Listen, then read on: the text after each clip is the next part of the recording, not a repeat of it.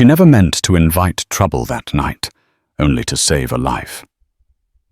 Harriet Caldwell, a lone frontier widow, scraping out an existence on the rugged plains, found him half dead on her doorstep, an injured Sioux warrior whose silence spoke volumes of both pain and pride. In a land torn between fear and fragile truces, she did the unthinkable. She offered him food and shelter. As darkness closed in, Harriet's every sense warned her of danger. Yet something deeper, perhaps compassion, perhaps destiny, compelled her to act. Little did she know that by dawn's first light, the fate of two worlds would collide outside her very door. Harriet Caldwell had chosen solitude in the Dakota Territory for reasons that confounded even her closest friends back east. The year was 1875, and the frontier was wild, unpredictable, and laced with both opportunity and mortal peril. Harriet had lost her husband, Thomas Caldwell, a year before to fever. Left with little inheritance and no children, she decided to claim land under the Homestead Act, determined to stake out a new life on her own terms. Her mother, Beatrice Caldwell, had pleaded for Harriet to remain in Pennsylvania, but Harriet's mind was set. She would find independence under the vast skies of the West, even if it meant battling storms, hunger, and isolation.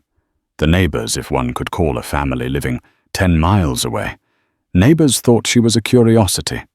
A slender woman in her late 20s living alone in a cabin she had painstakingly helped build, Harriet was known for her determination. She plowed her own fields, tinkered with the tools that broke down, and learned how to shoot well enough to scare away any predators. On rare occasions, she would hitch her old mule grit and ride down to Fort Lincoln to trade for supplies. It was there she'd once seen Colonel Henry B. Carrington passing by on a tall horse, lending an aura of official presence to the rough settlement. Harriet watched soldiers come and go, the sound of bugles floating over the dusty streets, and she felt a shiver of both apprehension and awe at how civilization and savagery coexisted on the cusp of America's expansion. Stories drifted through the settlement about increasing tensions with the Lakota Sioux, who roamed the region and viewed the white settlers' encroachment with rightful suspicion. There were rumors of looming conflicts near the Black Hills, spurred by the discovery of gold. Harriet tried not to dwell on these rumors too much. She had enough problems ensuring her meager farmland would produce enough for the coming winter. Yet she couldn't ignore the odd sense of vulnerability that came with living on land that was once the domain of a proud people now being pushed from their ancestral grounds. Every morning Harriet would rise before the sun to feed her few chickens and check her vegetable patch. She would place a pot on the wood stove to brew black coffee, the aroma mingling with crisp morning air. Sometimes she paused on the small porch of her cabin to watch the sunrise paint the horizon pink and gold. Those moments of quiet were precious.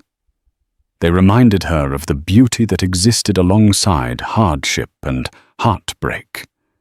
She had no illusions about her place here. She wasn't a grand pioneer with a troop of strong men to protect her.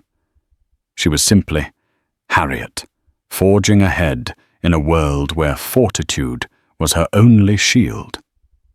And though she yearned for companionship, she had no inkling that her nearest companion would soon be one whose name her neighbors spoke in hushed, fearful tones, a Sioux warrior from a tribe many settlers deemed the enemy. Late autumn winds lashed the plains, singing a haunting melody as Harriet raked the dried leaves away from her doorway. The days were getting shorter, and each night brought a sharper chill that warned of impending snow. She had spent the afternoon gathering the last of her meager harvest potatoes, turnips, and a few stunted carrots that managed to thrive in the harsh soil. Exhausted, she was about to settle in for the evening when a strange sound caught her attention. a ragged, wheezing groan drifting through the cracks in the night. Harriet froze, her heart pounding. She turned to peer outside into the fading light, hoping it was just the wind twisting around the corners of her cabin. But then she heard it again, a low, painful moan, unlike any animal cry she recognized. Summoning courage, she grabbed her rifle and cautiously opened the door. The twilight painted the world in shades of gray and purple. She waited, breath held, scanning the yard. There, crumpled near the edge of her property line, where the tall grass began, lay a dark figure. Harriet's gut twisted. She approached slowly, boots crunching over brittle grass, her finger hovering over the rifle's trigger. Then she saw the unmistakable braids, the beaded leather, and the smear of blood staining the soil. Her mind screamed caution. This man was Lakota Sioux, the same people rumored to be growing restless with every new settler arrival. Yet Harriet couldn't abandon him. His breathing was shallow, and a nasty gash on his side was bleeding through a torn hide vest. He looked young, maybe in his early 20s, his face etched with pain and exhaustion. Cautiously, she placed a hand on his shoulder. His eyes fluttered open, focusing on her face with a mixture of fear and defiance. He tried to move, but collapsed with a sharp gasp. Her first instinct was to call out for help, but who would come? The closest family was 10 miles away, and the cavalry stationed at Fort Lincoln would likely treat him as a threat. Harriet realized she stood at a crossroad between fear and compassion. Every tale she'd heard about hostilities flared in her mind, but as she stared at the wounded warrior, no threat remained, only a human being on the brink of death. She slung her rifle over her shoulder and bent down, hoisting him up with all the strength she could muster.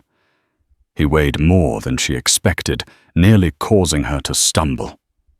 The man gritted his teeth either in agony or protest, but he no longer had the strength to resist. Harriet half-dragged him across her yard, step by trembling step, until they reached the threshold of her small cabin. Inside, she managed to settle him on a bed of tattered blankets near the hearth. Her heart hammered, realizing the magnitude of what she was doing. She had just carried an injured Sioux warrior into her own home.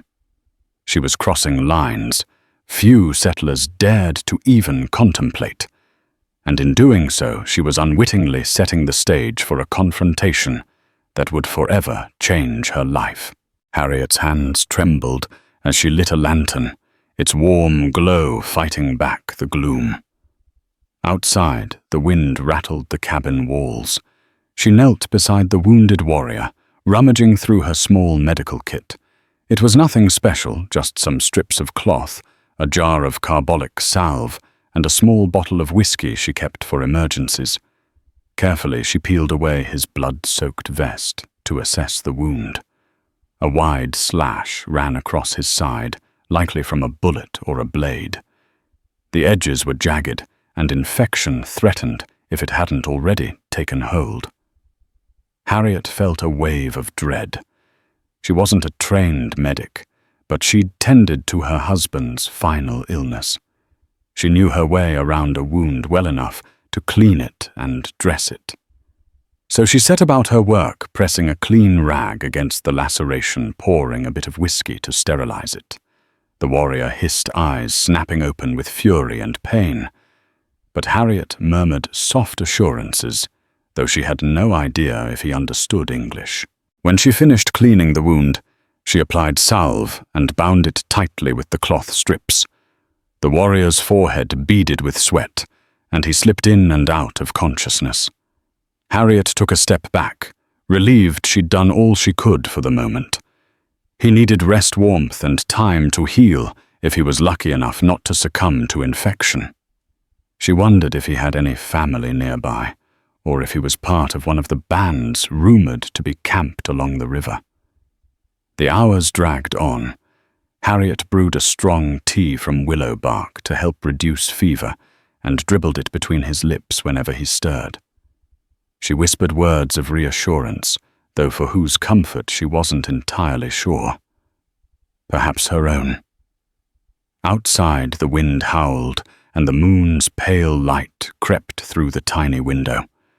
Harriet fought the urge to blow out the lantern to preserve her limited oil, but fear of the dark overcame her thrift. As the night deepened, Harriet found her mind wandering. She remembered the day she heard the news that Thomas was dying. She had felt powerless, terrified by the knowledge she could do little to stop the disease that ravaged him. Yet here she was, taking extraordinary measures to save a man who might be considered an enemy by her fellow settlers. She thought of her father, Seth Wheeler, who had fought in the Civil War. He used to tell her, "Sometimes our greatest enemy is the fear in our own heart." Maybe that was true. Maybe by helping this man, she was fighting not only for his life, but against the terror that threatened to rule her own. She dozed fitfully in a chair beside the hearth. Each time the warrior stirred or moaned, Harriet woke with a jolt ready to help. Somewhere deep in the night, his hand found hers, and for a moment their gazes locked. In his eyes, she saw neither hostility nor gratitude, but something more profound, a glimmer of humanity that transcended the boundaries of language or tribe. Then his eyes closed again, and Harriet wondered what the morning might bring for them both. Morning arrived in a hush, the rising sun illuminating the horizon with soft pinks and oranges. Harriet woke to find a faint glow through the cabin window and realized she must have slept longer than intended. She glanced at her patient, relieved to see that his breathing was steadier and his fever had not returned in the night. As she rose to check the bandage, a sudden prickle of alarm ran down her spine. The hairs on the back of her neck stood upright as though an unseen presence hovered outside the cabin. She moved to the window, peering through a gap in the faded curtains. What she saw stole the breath from her lungs. Nearly a dozen Sioux warriors astride horses formed a broad semicircle around her cabin. Their faces were painted in war colors, and each man carried a bow, lance, or rifle. Harriet's heart hammered. She instinctively backed away from the window, panic threatening to overtake her. She swallowed hard, uncertain of what to do. Should she wake the injured man and hope he could mediate? Or should she attempt to speak to them herself? Harriet considered reaching for her rifle, but the thought struck her as foolish. One woman with a single firearm stood no chance against an entire war party. Memories of every horror story she had heard about frontier violence flashed through her mind. Yet she also recalled the stories of dignified negotiation, of mutual respect between some settlers and tribal members. Maybe there was a chance for peaceful resolution. Tentatively, she opened her cabin door. The sight of the warriors in the full morning light made her blood run cold. One of them, a tall man with a broad angular face, dismounted and advanced.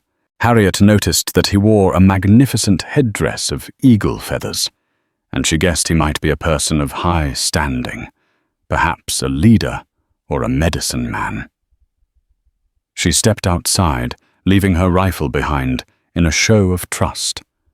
Her heart pounded so loudly in her ears she was sure they could hear it. The tall man spoke in Sioux, his voice low and measured. Harriet understood none of his words, but she felt his intensity. He gestured towards the cabin and then to the other warriors, as if demanding an explanation. Carefully, Harriet raised her hands, palms out, hoping to convey she meant no harm. Just then, the injured warrior appeared at the cabin doorway, leaning heavily against the frame. He winced as he took a few steps outside. A murmur rippled through the assembled warriors, some of them calling out in relief or concern. The tall man hurried to the wounded man's side, speaking rapidly. Harriet realized they must know each other. Perhaps they were kin. The warrior's eyes flicked towards Harriet, and he managed a few words in his own language. Harriet had no idea what he said, but the reaction was immediate. The circle of warriors relaxed marginally, some lowering their weapons. Whatever was communicated seemed to indicate Harriet's role in saving him. Yet tension still crackled in the air. Harriet remained on guard, unsure whether she was about to be thanked or taken captive. Finally, the tall man stepped forward again, touching his chest. In halting English, he said, "I am 2 moons." Then he pointed to the injured warrior. "He is White Crow, my son." He studied Harriet's face, the lines of worry etched in her brow. "You saved him?" Harriet nodded, her throat tight. "Yes," she managed in a quavering voice. The entire tribe, 2 worlds now stood on the threshold of her tiny cabin, and Harriet had no idea whether she was at the start of a fragile alliance or moments away from calamity. The tension that gripped Harriet's yard slowly began to ease as 2 moons beckoned the other warriors to lower their weapons. White Crow, still unsteady, nodded in Harriet's direction and muttered a few more words in Lakota. She guessed he was explaining how she had tended to him through the night. The faint ghost of a smile crossed 2 Moon's face relief, perhaps that his son was alive, balanced by curiosity and maybe wariness about the woman who had saved him. Harriet stepped back, allowing them room to talk among themselves. She felt her breath returning, but a knot still twisted in her stomach. The entire scenario was surreal, a solitary homesteader playing host to a group of Sioux warriors who by many accounts had every reason to hate the sight of her. She glanced around, hoping no neighboring settlers would choose that moment to drop by. The mere sight of these armed men would spark panic or worse, violence. Finally, 2 Moons approached Harriet. He gestured to the cabin, and she understood he wanted to see where his son had been treated. She led him inside, ignoring the swirl of confusion in her mind. The fireplace still glowed with dying embers, and the makeshift bed remained strewn with bloody rags. 2 Moons crouched beside it, touching the blankets as though seeking to absorb the truth of the situation. A pang of vulnerability tugged at Harriet's heart. Her humble home, her private sanctuary, was now a stage for something far larger than she ever anticipated. Through halting English nods and a few gestures, Harriet managed to convey how she found White Crow near death, how she stitched and dressed his wound, and how she had stayed awake to keep his fever down. 2 Moons, solemnly attentive, listened, and then placed a hand over his heart in a sign of gratitude. Harriet felt a slight rush of relief. Maybe they didn't see her as an enemy after all. Outside, the rest of the warriors inspected Harriet's property, ensuring no other threats lurked about. Her few chickens fluttered nervously inside a coop, and her meager fields bore the marks of an early frost. Her old mule Grit stomped restlessly in the small barn, likely sensing the tension. Each Sioux man seemed poised for conflict, glancing now and then at the horizon. Eventually, 2 Moons and White Crow returned to the yard where Harriet stood uncertainly. 2 Moons spoke quietly to White Crow, and then the younger man turned to Harriet, wincing a bit at the effort. "Thank you," he said in a soft, accented voice. It stunned Harriet to realize he spoke some English enough, at least for this simple phrase. She nodded, swallowing the lump in her throat. White Crow then placed his hand on his chest, repeating his name. Harriet did the same, saying her name, Harriet Caldwell. An awkward, profound moment of connection passed between them. Yet even in that moment of hope, Harriet couldn't escape the realization that she was now caught between two worlds.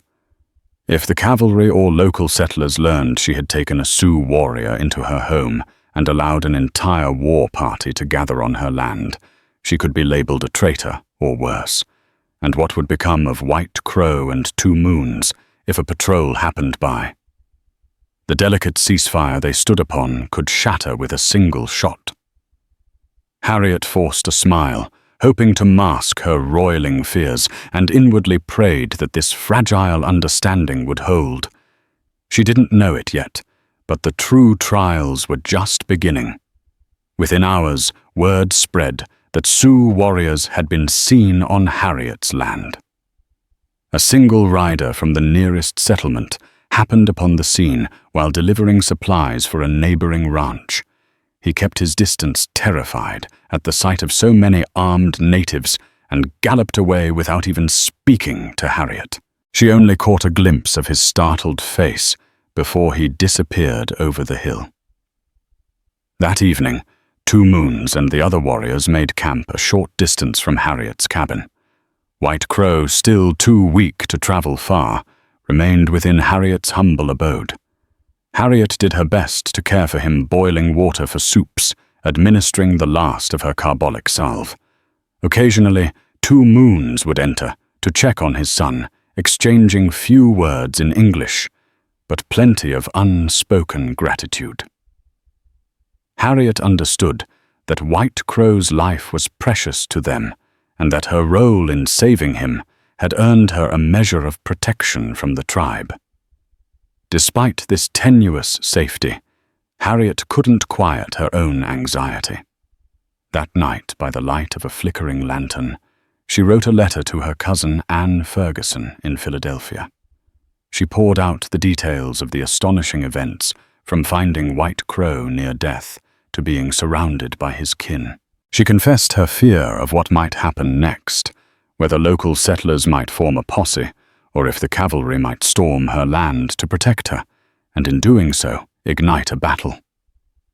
She had just sealed the letter when the distant glow of torches caught her eye through the window. Immediately, Harriet's stomach lurched. Outside, she saw a small group of horsemen approaching from the direction of the settlement. Their lanterns bobbed in the darkness, casting menacing silhouettes across the prairie. Harriet recognized one of them, Matthew Allen, a man who ran the trading post near Fort Lincoln. He'd always been cordial to Harriet, if a bit brusque. But now his face was set in grim determination as he guided his horse forward. Behind him rode several other settlers, armed with rifles and shotguns. They reined in near Harriet's cabin, their horses stamping nervously at the scent of the Sioux camp. Harriet hastily stepped outside, hands raised in a calming gesture. She could feel the tension radiating from both sides, the Sioux warriors fanning out behind her in silent vigilance. Harriet Matthew called voice taut. "We heard talk of trouble here. Sioux warriors on your land. Are you hurt?" Harriet shook her head. "I'm fine. They're peaceful, just tending to one of their own who was injured. I helped him." A burly man on Matthew's right spat in disgust. "You helped an Injun? Have you lost your mind?" Harriet's cheeks burned. "He was dying. I couldn't just let him perish." Matthew looked uneasy, glancing past Harriet at the gathering Sioux. Two Moons stepped forward, not aggressive, but clearly ready to defend his people. Firelight danced on his strong features, revealing no fear. The settlers clutched their weapons tighter, muttering curses under their breath. "The cavalry's been alerted," Matthew warned. "They might not be so understanding. We came to see if you needed rescuing." "I don't need rescuing." Harriet insisted, her voice sharper than she intended. "They mean no harm." The silence that followed was as taut as a drawn bow. In that fragile moment, Harriet could feel the entire weight of frontier tensions pressing upon her shoulders. She prayed that cooler heads might prevail, because one spark was all it would take to turn this standoff into a bloodbath. Matthew Allen and the settlers eventually backed down, though not without reluctance. They withdrew a short distance from Harriet's cabin, some cursing under their breath about foolish women and traitors. Harriet bit back her anger, willing herself to remain calm. She understood their fear tales of violence on both sides had hardened these people. Yet she also felt a quiet resolve. If they chose to fight, the entire prairie could erupt in bloodshed. After the settlers retreated, Harriet found 2 moons by the small fire outside. He was gazing at the stars, an ancient map of the skies that Harriet barely understood. She approached cautiously, hugging her shawl around her shoulders to ward off the night chill. He heard her footsteps and turned, nodding in acknowledgement. He gestured for her to sit on a log near the fire. Gathering her courage, Harriet eased herself down. 2 moons spoke in Lakota to a younger warrior, who then disappeared into a nearby teepee and returned with a pouch of dried herbs. Harriet recognized the pungent smell. It was something akin to the sweet grass she had seen Sioux other natives burn in ceremonies. 2 moons tossed a small handful into the flames, and a fragrant smoke rose into the cold air. "You help White Crow." 2 moons, said at length, his English halting but clear enough. He was near death. Harriet nodded. "Yes. I saw him bleeding. I tried to stop it." 2 moons paused, searching for the right words. "Long time our people fight. Many stories of bad things. Hard to trust. But you show kindness." He placed his hand on Harriet's shoulder, a sign of respect. She felt her heart clench with emotion. "I've heard stories too," she admitted. "But I can't turn away from someone who's hurt. It's not who I am." 2 moons gave a small, solemn nod. "You have strong spirit," he replied quietly. That night, Harriet slept with half an ear open for trouble. The settlers' sudden arrival had rattled her more than she cared to admit. She knew the cavalry might not be far behind, and if they showed up in force, the situation could spiral out of control. Her best hope was that 2 moons would move his band before the soldiers came. But would White Crow survive the journey? By dawn, Harriet discovered that word of the standoff had traveled faster than she imagined. A messenger from Fort Lincoln appeared on horseback, ordering Harriet to either leave her cabin until the Sioux had gone or risk being deemed an ally to them. Harriet's blood ran cold. She told the messenger she was in no danger and sent him away. But his warning hung over her. If the cavalry deemed her in league with the Sioux, what might they do? As she fed her chickens, Harriet spotted White Crow stepping gingerly from the cabin, bandaged side still tender. He moved stiffly, but insisted on walking a few paces in the morning light. She watched the determination etched into his features, the way he inhaled the crisp air, as though grateful to be alive. Her mind wrestled with a dizzying thought. Was there a way to protect him and his people from the wrath of both the cavalry and the enraged settlers? And if she stood with the Sioux, who would stand with her?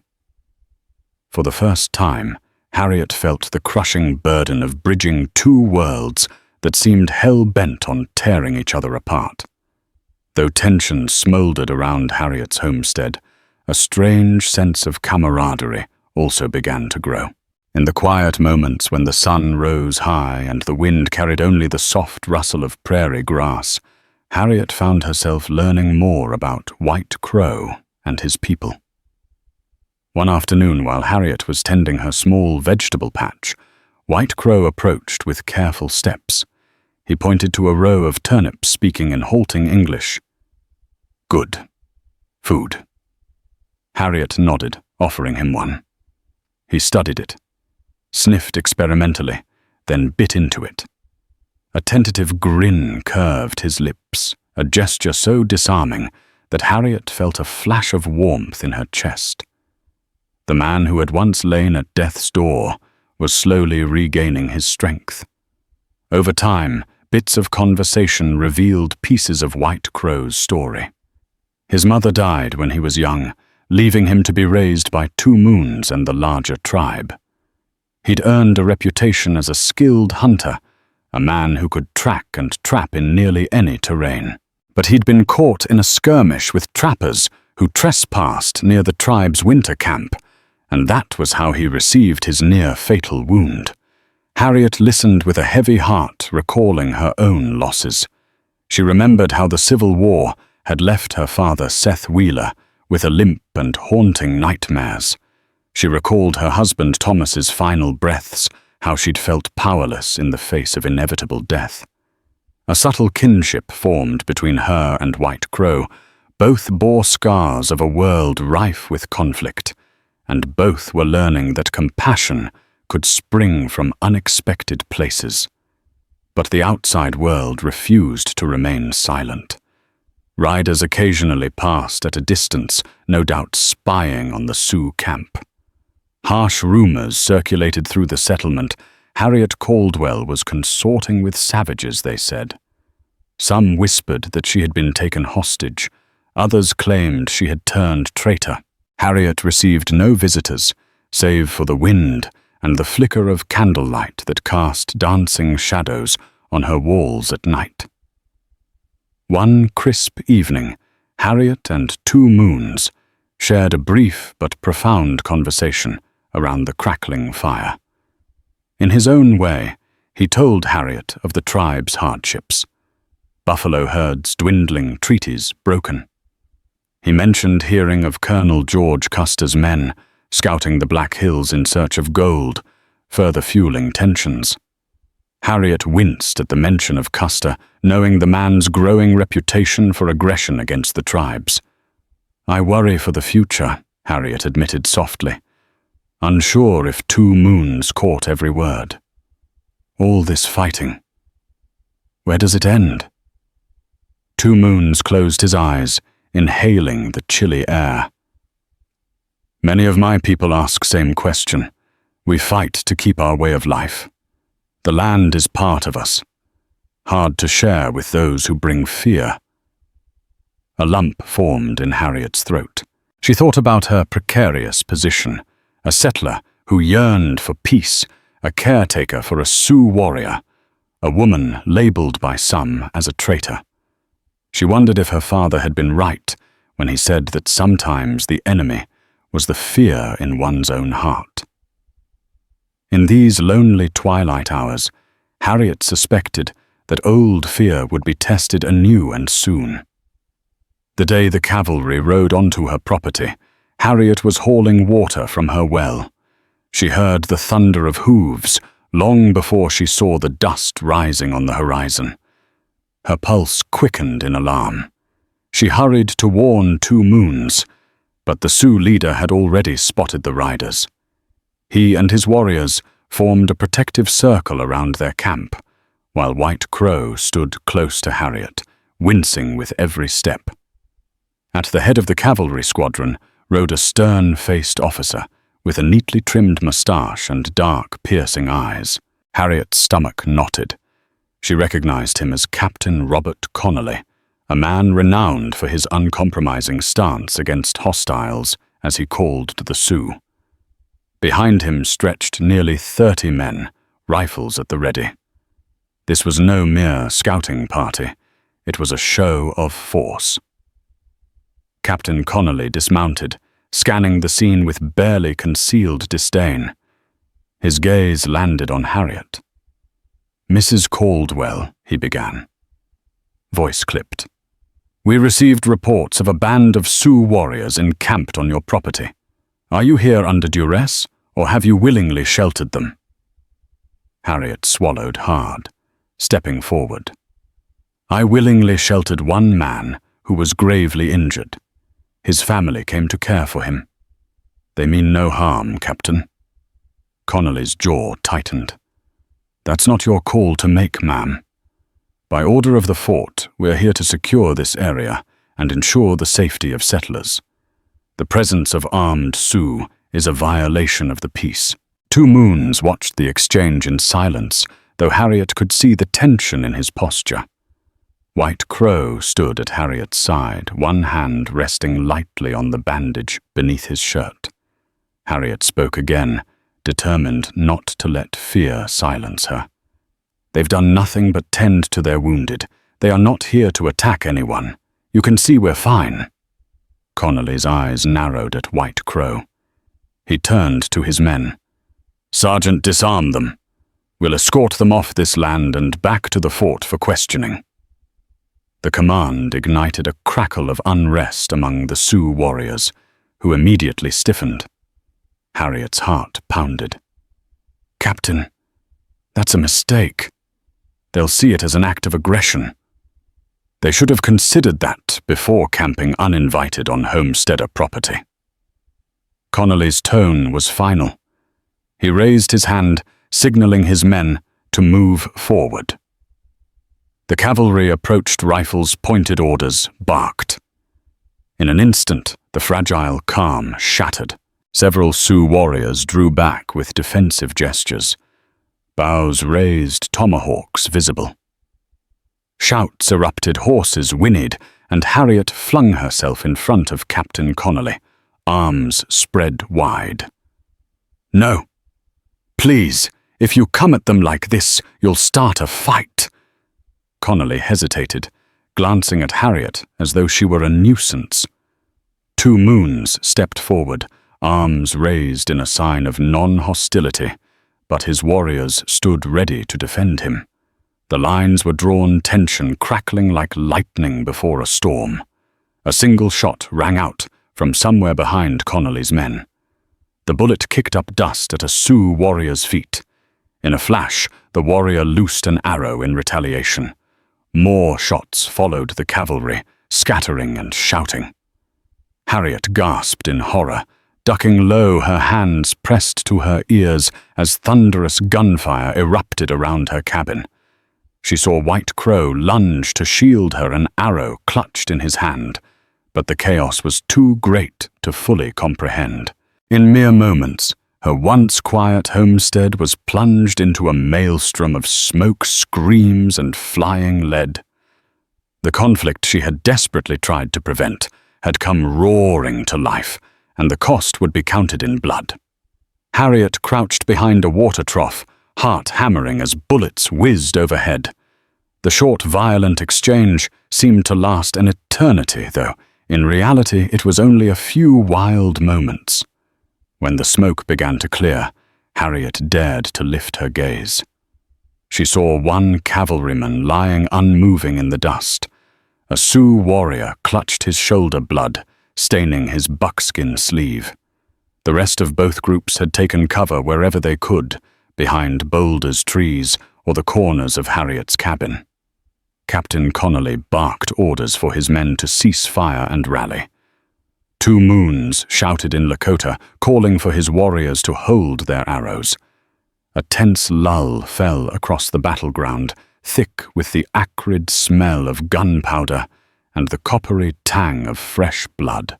Harriet's ears rang, and her hands shook. Slowly, White Crow emerged from behind a stack of firewood, limping slightly, but armed with nothing more than a sheathed hunting knife. Harriet could see the strain on his face. He was pushing himself to keep standing. Their eyes met, and she felt a jolt of relief that he was still alive. Across the yard, Connolly stared back at them with murderous resolve. "Disarm them now," he ordered again. The cavalry regrouped, rifles leveled at the Sioux. Harriet stood up, holding her arms out. "Stop this! Please, no more bloodshed!" She found herself caught between the two forces, figuratively and literally. On one side, the cavalry represented the government's power. On the other side, the Sioux fought for their very survival. And in the middle was Harriet, her loyalty torn by empathy and a deep moral conviction that no one else should die on her land. Time seemed to stretch as two moons stepped forward again, meeting Harriet's gaze. He pointed to White Crow, then to Harriet, and said something in Lakota that she couldn't understand, but sensed held deep significance. Harriet took a breath. This was her moment to speak, to diffuse the situation if she could. She turned to Captain Connolly, raising her voice so the echo carried. "Captain, these people only want to leave without being harmed. Let them go. I will vouch for them. They came because I saved a man's life." Connolly sneered. "You have no authority to negotiate, Mrs. Caldwell. Stand aside. The army will handle this." No, Harriet said, her voice stronger than she felt. "I own this land. I have the right to decide who is trespassing. I invited them here when I saved his life, and I'm asking you to leave them be." For a moment it looked like Connolly might strike her. His face reddened with fury. One of his own men, older and more grizzled, touched his shoulder in caution. Around them, the cavalry and Sioux warriors watched, weapons at the ready. The slightest provocation could spark another deadly exchange. Harriet stepped closer, locking eyes with Connolly. "I swear if you kill these men on my property, I will testify against you to every newspaper and official I can find. Colonel Carrington, President Grant, anyone who will listen, because what you're about to do isn't self-defense. It's murder." A hush fell. Harriet felt her knees shaking, but she refused to back down. She realized she was risking everything, her safety, her reputation, maybe even her life. But after all she'd witnessed, after seeing White Crow's humanity, she could not remain silent. Connolly's lip curled. He flicked his gaze around, noting the uneasy stares of his own men. Finally, he signaled with his hand.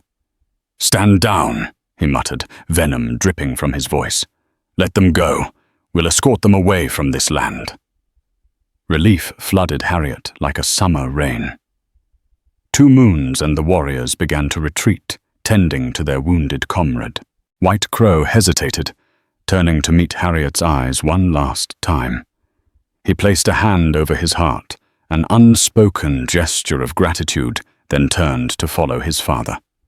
The cavalry parted in tense silence, allowing the Sioux to slip away into the vast prairie. For Harriet, it was a triumph marred by the lingering stench of gunpowder and the sight of a body lying in the dust. She knew this was not the end, but merely a respite. Tensions remained, and men like Captain Connolly would forever see her as a troublemaker. Yet she had chosen her loyalty to humanity, to compassion, and on the harsh frontier, such choices came with a price.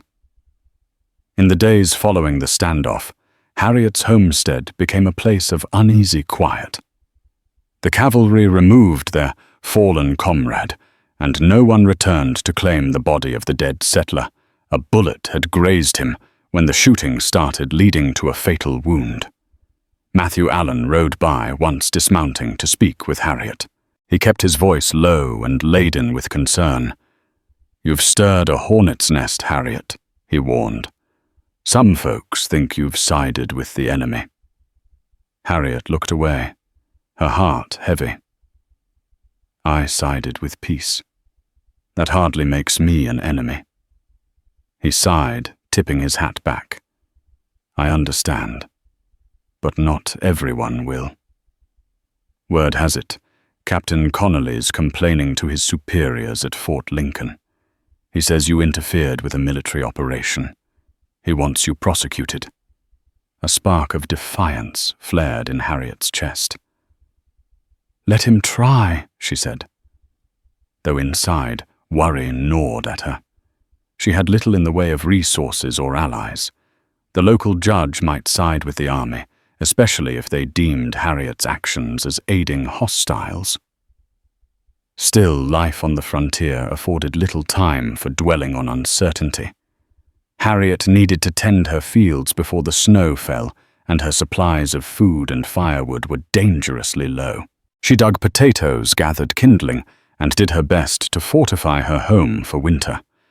Each evening she'd find herself standing on her porch at twilight, gazing out at the endless plains. A part of her wondered where White Crow and Two Moons had gone, if they had reached safer territory or if the army still pursued them. One morning, as Harriet was collecting eggs from her chicken coop, she heard a wagon rattle down the dirt path. She emerged from the coop, wiping her hands on her apron, only to see Dr. James Cunningham, a kindly older physician from the settlement, stopping by. She'd met him once during a supply run, and they'd exchanged polite pleasantries. Now he looked uncharacteristically grim. "I came to see if you're all right," he said, climbing down from the wagon. "I heard the cavalry might arrest you, and some folks are saying awful things." Harriet swallowed hard. "I'm fine. For now. Thank you for coming." They sat on Harriet's porch, sipping weak tea. Cunningham offered her some medical supplies, a gesture of goodwill.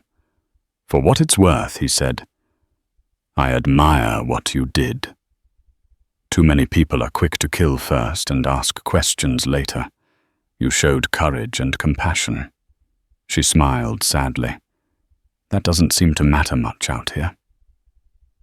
"It does," he insisted. "But I won't lie, Captain Connolly's influence is strong.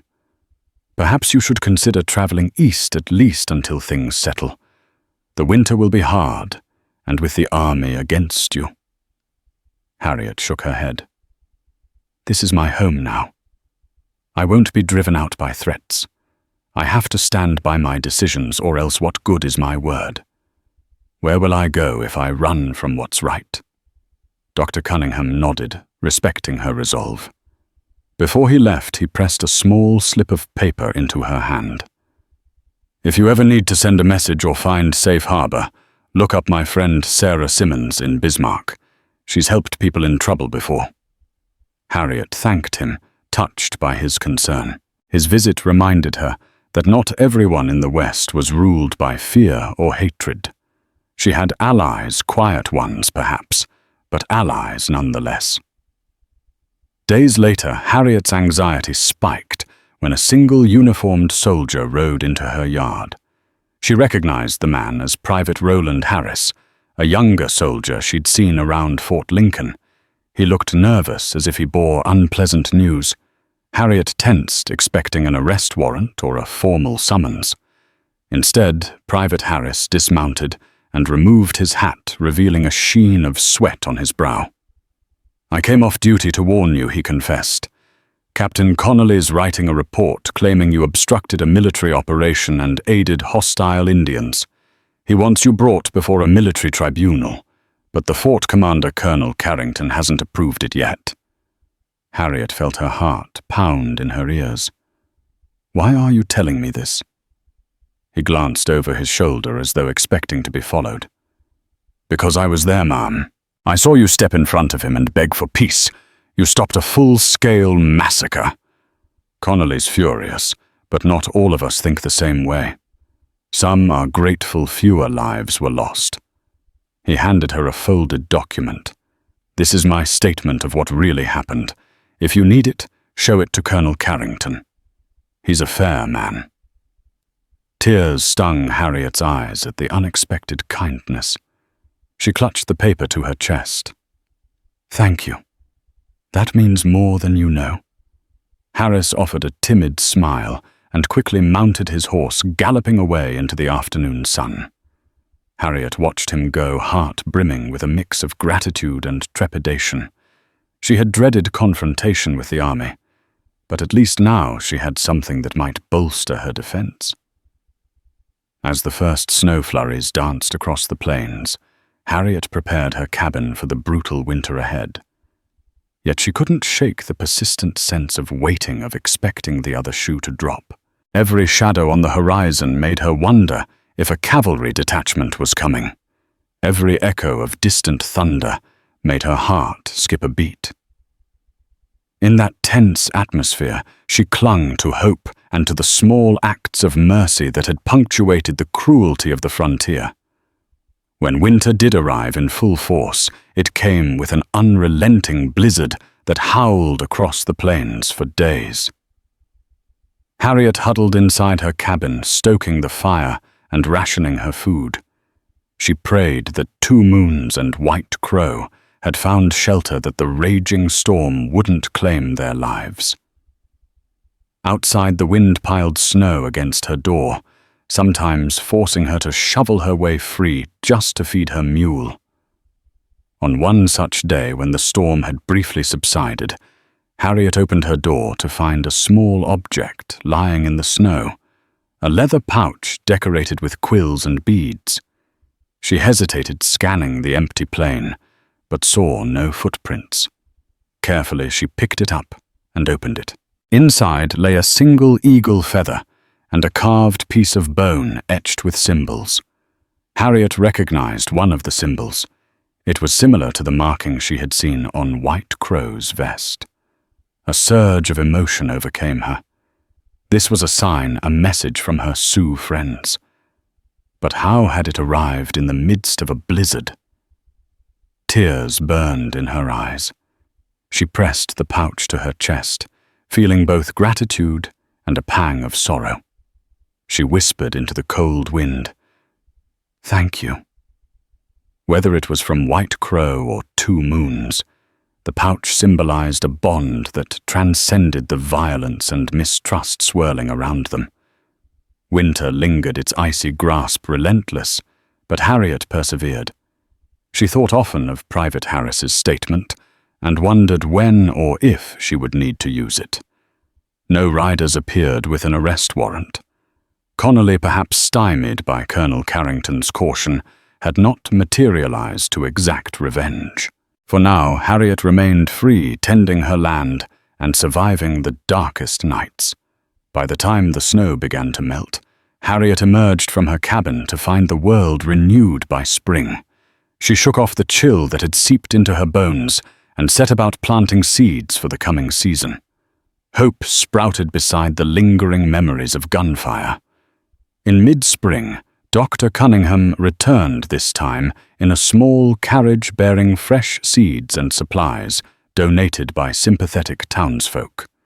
He relayed that Captain Connolly had been reassigned further east, and Colonel Carrington had effectively shelved the tribunal threat. Harriet exhaled a long-held breath of relief. For the moment, peace prevailed. Over the following weeks, Harriet's homestead began to thrive again. She mended fences, replanted her garden, and even acquired a new milk goat from a neighboring rancher who'd heard of her troubles and offered a friendly gesture. Harriet accepted with a tentative smile, sensing a subtle shift in the community's attitude.